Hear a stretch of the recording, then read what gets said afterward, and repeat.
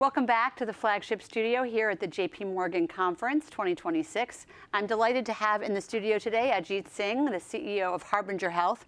Ajit, let me start with cancer detection broadly. There's so much growing traction, so much interest in cancer detection. What's the hype? What's the hope? What's real, and how are you thinking about it at Harbinger? Well, first and foremost, thank you for having me on this Glad chat. you're here. I've always enjoyed talking to you. If I look at cancer as a disease on its whole, in the US, we spend about $250 billion trying to deal with cancer, $250 billion. And yet the weakest link of the chain has been diagnostics. Diagnostics is only about 3% of the total healthcare expense in general. It's also 3 to 4% of cancer expense, and yet it controls 80% of the expense downstream. And yet it remains the weakest link in the chain. Now, why is it a weak link in the chain? Some of it has to do with science that goes into diagnostics. A lot of it goes into just the whole sequence that through reimbursement, regulatory approvals, all the steps that you have to do before it becomes real. And I think the recognition that the downstream effect is so intense that it deserves attention upstream is now finally gaining traction. Including with regulators? Because I would think it'd be so much less expensive to capture and treat a cancer early than late. And you're absolutely right. It comes down to what lens is the regulator applying. Is the regulator applying all the, if you believe the thresholds in therapeutics, then of course it's a very high bar to set. How good is good enough is a question you have to ask. And in diagnostics, that threshold, you can lower the threshold a tad bit and get a tremendous impact in terms of the return of that investment, just the slight lowering of the threshold.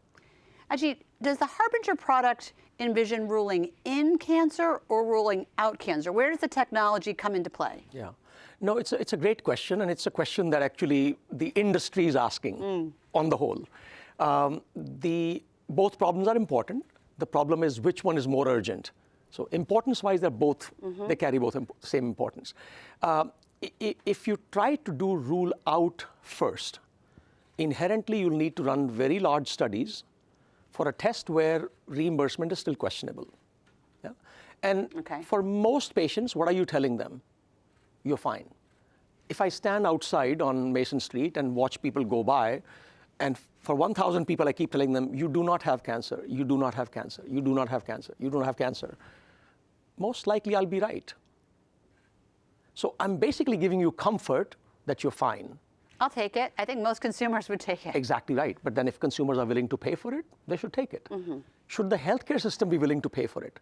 They should be willing to pay for it if I catch the disease early enough and I don't create too many false positives. So that you rule both in and out. You resolve the open question. Exactly right. So our view is we should rule in first, then focus on rule out.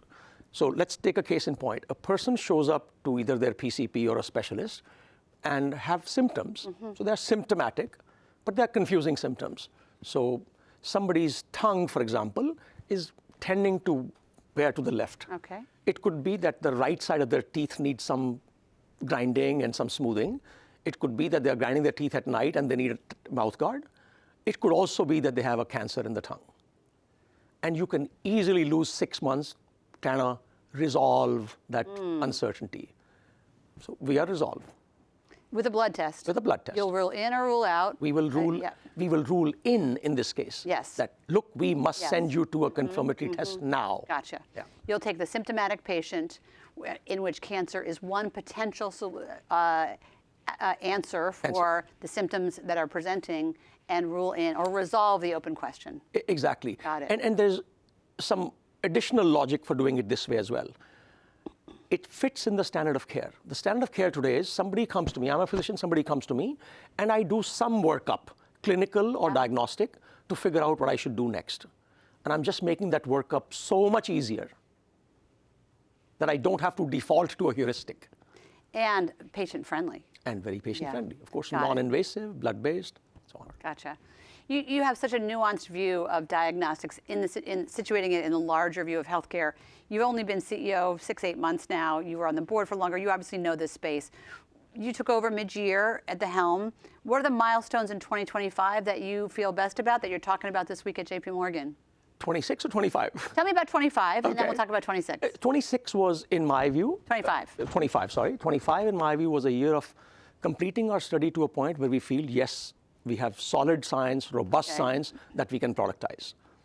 2026 tell is me. productize, productize, productize. And when we're sitting in this chair, last question, when we're sitting in this chair next JPM, and I ask you about the milestones from 26, what do you want to be prepared to talk about? What would be your dream set of milestones and accomplishments? I would say 5 of the largest healthcare systems in the country have adopted the test. Wow.